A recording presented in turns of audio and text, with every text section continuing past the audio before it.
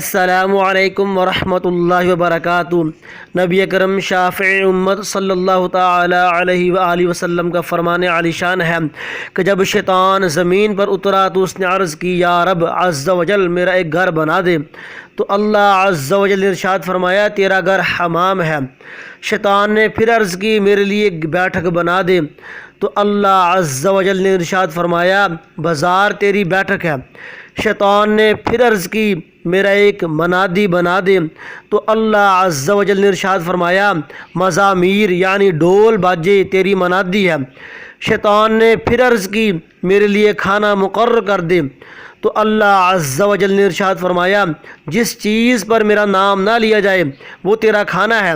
شیطان نے پھر عرض کی، میرے لیے کوئی قرآن بنا دے۔ تو اللہ عز و جل نے ارشاد فرمایا، برے اشعار تیرا قرآن ہے۔ شیطان نے پھر عرض کی، میری حدیث بنا دے۔ تو اللہ عز و جل نے ارشاد فرمایا، جھوٹ تیری حدیث ہے۔ اس نے پھر عرض کی، میرے لیے شکاری جال بنا دے۔ تو اللہ عز و جل نے ارشاد فرمایا، عورتیں تیرا جال ہیں۔ شیطان کے اس مکالمے سے ہمیں پتہ چلتا ہے کہ بہت سارے جو چیزیں اللہ تعالیٰ نے شیطان کو دی ہیں ہم اپنے اندر سمائے ہوئے ہیں۔ ہم بہت سارے ایسے کام کرتے ہیں جو اللہ تعالیٰ نے شیطان کے لیے مقرر کیے تھے۔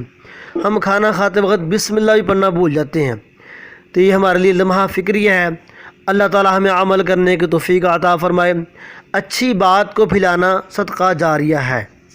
صدقہ جاریہ سمجھ کر اس کو شیئر کر دیں، لائک اور کمنٹ کر دیں، چینل کو سبسکرائب کر دیں اور بیل آئیکن دبا دیں تاکہ آپ کو ہر آنے والی دینی، اسلامی، اصلاحی معلومات اور وظائف کی ویڈیو وقت پر ملتی رہے۔